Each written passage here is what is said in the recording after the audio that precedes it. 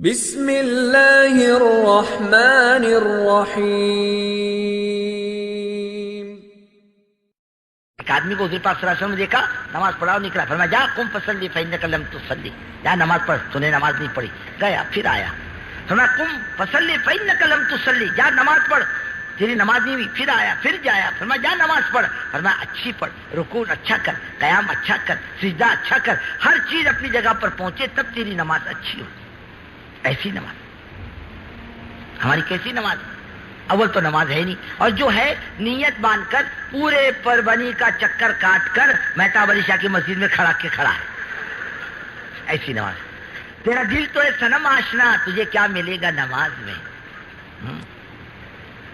ایسی نماز، اس کو نماز بڑے سکون اطمینان مولا کے سامنے کھڑا ہے۔ اس لیے علماء فرماتے ہیں جماعت کھڑی ہو، ایک رکعت جاتی ہے تو جانے دے، دوڑ کر مت آ۔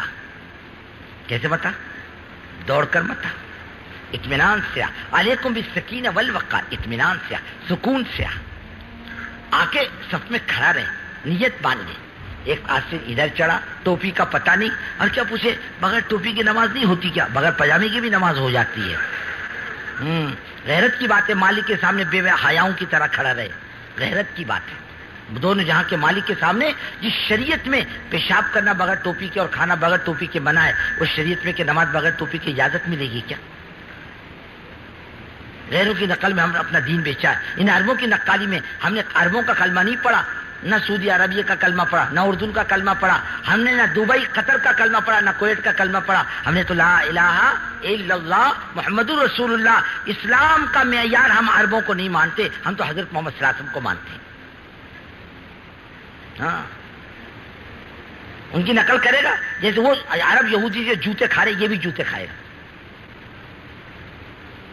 دین کا مذاق اللہ کو پسند ہے۔ اطمینان سے مالک کے سامنے دولہا کیسے بن سنور کے جاتا ہے؟ رشتے کی بات ہوتی ہے نا، رشتے کی، دولہا دکھانے کو لے جاتے نا، چل بابا، داترا بھی ہوگا تو ڈبل داڑھی بنا کے جاتا، کالا بھی ہوگا تو بن سنور کے جاتا، اور چکنا بھی ہو تو اچھا بن کے جاتا کہ ذرا نگاہ میں جچ جاؤں، رشتے میں لڑکی والوں کے نگاہ میں جچ جاؤں۔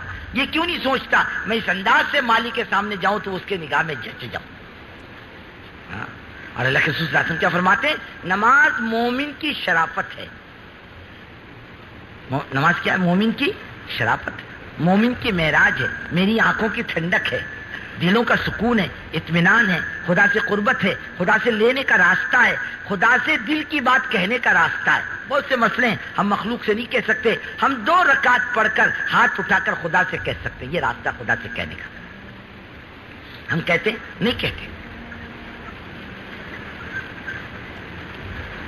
نماز اچھی ہو، سنتوں کے رعایت کے ساتھ نماز پڑھی جائے، اور پھر بزرگوں نمازوں کو اپنے گھروں میں زندہ کرو، اپنے گھروں کو تو ٹٹولو۔ کس کو کہتے دین؟ تقریر کا نام دین ہے۔ گھر کیسا ہے؟ وہ بیٹیاں کیسی ہیں؟ گھر کا ماحول کیسا ہے؟ ماں بہنیں نمازی ہیں، وہ بیٹیاں دین جانتی ہیں، وضو غسل جانتی ہیں، پاکی ناپاکی جانتی ہیں، امت کا حال کیسا ہے؟ ارے اپنے گھر میں دین نہیں لا سکتا، دنیا میں کیا دین لائے گا؟ اللہ اسے کیا دنیا میں دین کا کام لے گا؟ اس کے گھر میں دین نہیں ہے، اس کی بہو بیٹیوں میں دین نہیں۔ گھر قبرستان ہے، گھروں میں نماز، تعلیم، ذکر، تلاوت، یہ گھروں کی رونق ہے۔ گھر 2 چیز کا نام ہے، دکان 2 چیز کا نام ہے، نوکری 2 چیز کا نام ہے، مسجد 2 چیز کا نام ہے، ایک انسان 2 چیز کا نام ہے، روح اور ایک جسم۔ روح نکل جائے جسم بے قیمت ہے۔ دکان 2 چیز کا نام ہے، ایک تو دکان کا ڈھانچہ سامان، ایک روح حضرت محمد صلی اللہ علیہ وسلم کا طریقہ۔ نوکری ایک اس کا ڈھانچہ اور اس کے اندر کی روح حضرت محمد صلی اللہ علیہ وسلم کا طریقہ۔ جب روح نکل جائے ڈھانچے کی، اب اس کو چاہے قبر میں ڈالو چاہے اس کو انگار لگاؤ، اعمال نکل گئے زندگیوں سے، اب اس کے گھر کو انگار لگے یا دکان کو انگار لگے کیا فرق پڑتا ہے؟ ڈھانچہ اس کا کھڑا ہے، روح نکل چکی، اور روح کو کوئی بھی جلائے آسمانی نظام میں کوئی فرق نہیں آتا۔ اور اگر جس کے اندر اعمال محمد صلی اللہ علیہ وسلم ہو، کسی کی طاقت کی اس کی دکان کو ہاتھ لگا لے، اس کے گھر پر ہاتھ ڈالے، اس کی ذات پر ہاتھ ڈالے، ہو نہیں سکتا۔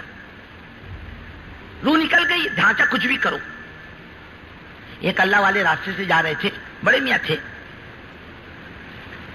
بازاری عورت جا رہی تھی یار کے ساتھ، بارش کا زمانہ تھا، گڑے میں پانی جمع تھا، بڑے میاں کا پاؤں غلطی سے پڑ کے اس عورت کے بدن پر چھینٹے پڑ گئے. ایک تھپڑ مارا اس کے یار نے. بڑے میاں ادھر گرے, ادھر جوان گرا, ختم ہو گیا. عورت نے پکڑ لیا بڑے میاں کے دامن کو, پکڑو اس بڈھے کو, میرے یار کو مار دیا اس نے. اب لوگ جمع ہو گئے, یہ کڑیل ہتھی جیسا پہلوان اور یہ بڈھا بتی جیسا, اس کی تھپڑ سے یہ تو مر نہیں سکتا. او بڑے میاں کس نے مارا؟ بولے معلوم نہیں بابا کس نے مارا. یہ مارا کیسے؟ بولے میرے کو بھی کیا معلوم کیسا مارا. پھر اس کا ہوا کیا؟ بولے دیکھو میرے پیر سے کیچڑ اٹھ کے اس کے عورت کے بدن پر گرا, اس کے یار کو غصہ آیا, میرے کو مارا, اور میرے یار کو غصہ آیا, اس کو مار دیا, ہو گیا فیصلہ. بدلو اپنے کو, کاروبار کی صحیح ترتیب پر لاؤ, زندگیاں صحیح ترتیب پر لاؤ, گھروں کو صحیح ترتیب پر لاؤ. تبلیغ تقریر کا نام نہیں, زندگی کا نام ہے. کل آنکھ بند ہو جائے گی, خدا کو جواب دینا پڑے گا. زمین تیرے باپ کی نہیں تھی, آسمان تیرے باپ کا نہیں تھا, چاند سورج تیرے باپ نے نہیں بنایا تھا, اور تیری زندگی تیرے باپ نے نہیں بنایا. ہمارے زمین پر چلتے ہوئے ہماری بات نہیں مانتا, ہمارے زمین کو خالی کر دے, نکل ہماری زمین سے باہر. ہے کسی کی جرت خدا کی زمین چھوڑ کے نکل جائے؟ اس کی اطاعت کریں. یہ راستہ ہے. خدا کا کرم سمجھو, ہم سر سے لے کے پیر تک گناہوں میں ڈوبنے کے باوجود اللہ کی قسم وہ ہمیں ابھی تک نبھا رہا. یہ حضرت محمد صلی اللہ علیہ وسلم کی دعاؤں کا صدقہ سمجھو, ورنہ ہم زمین پر رکھنے کے لائق نہیں. نماز کو اپنے گھروں میں زندہ کر, اپنی مسجدوں کو زندہ کر. حضرت مولانا یوسف صاحب رحمۃ اللہ علیہ فرماتے تھے کہ اگر امت کی اکثریت بھی خدا کے سامنے جھکنے والی بن گئی, اللہ ذلتوں کے دروازے بند کر دے گا.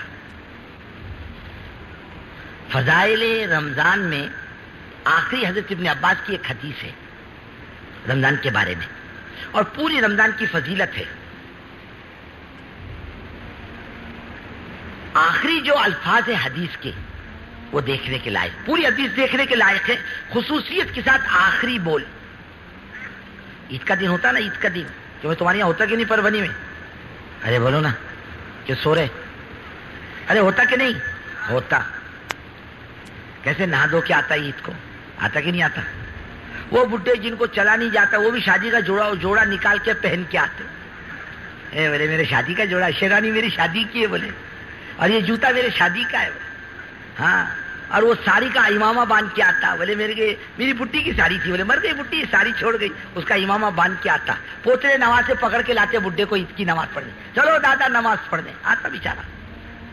جوان آتے, بچے آتے, بڈھے آتے, ایک ماحول بنتا ہے. ہم نہیں جانتے راستوں پر فرشتے کھڑے ہوتے ہیں, اے بندے چلو خدا کی بارگاہ میں, جو بڑا زبردست دینے والا, چلو اس کی بارگاہ میں. اب اللہ تعالیٰ فرشتوں سے پوچھتے ہیں کیا ملنا چاہیے, اس کو کیا ملنا چاہیے؟ کہ اللہ پورا پورا ملنا چاہیے. اچھا تم گواہ رہو, میں نے روزوں اور تراویحوں کے بدلے میں ان کے سب کے گناہ معاف کر دیے. اور فرشتوں تم گواہ رہو, اس عیدگاہ میں آنے والے کی میں نے مغفرت کر دی. آج جو مانگے گے دوں گا. ہاں البتہ دین کے بارے میں جو مانگیں گے دوں گا, دنیا کے بارے میں دیکھوں گا اس کے لائق ہے یا نہیں. یہ کہے گا اللہ میرے کو چیئرمین بنا دے, اللہ میں جانتے اس کو چیئرمین بنایا, سارا مال کم وقت یہی کھائے گا. ہاں یہ بولتا اللہ, میں بولتا اللہ میرے کو کمیٹی کا صدر بنا دے, اللہ جانتا کہ سب سے زیادہ حرام کا مال بھی یہی کھائے گا. اب وہ اللہ میرے کو گورنر بنا دے, اللہ کہیں گے اس کو گورنر بنایا, سب کا حرام کا مال یہی کھائے گا, کسی کی بہو بیٹی کی عزت نہیں چھوڑے گا, ظالم نہیں بناتے. دین کے بارے میں جو مانگتا اللہ دیتے ہیں. یہ تو ہوگی فرشتوں کے اور اللہ کے درمیان کی بات. اب اللہ عیدگاہ میں آنے والوں سے براہ راست مخاطب ہوتا ہے, میرے بندوں میرے جلال کی قسم, میری عزت کی قسم, میرے علو شان کی قسم, میں تمہارا خالق ہوں, میں تمہارا مالک ہوں, میں نے تم کو پیدا کیا, تھوڑا سا خیال رکھ لو میرا. میں اپنی عزت کی قسم کھا کے کہتا ہوں میں غیروں کے سامنے تم کو ذلیل نہیں کروں گا, میرا تھوڑا خیال رکھ لو. کتنی محبت اور کتنی عاجزی سے اللہ بندوں سے کہہ رہے, جو ایک اشارے میں اس کو الٹ سکتا ہے.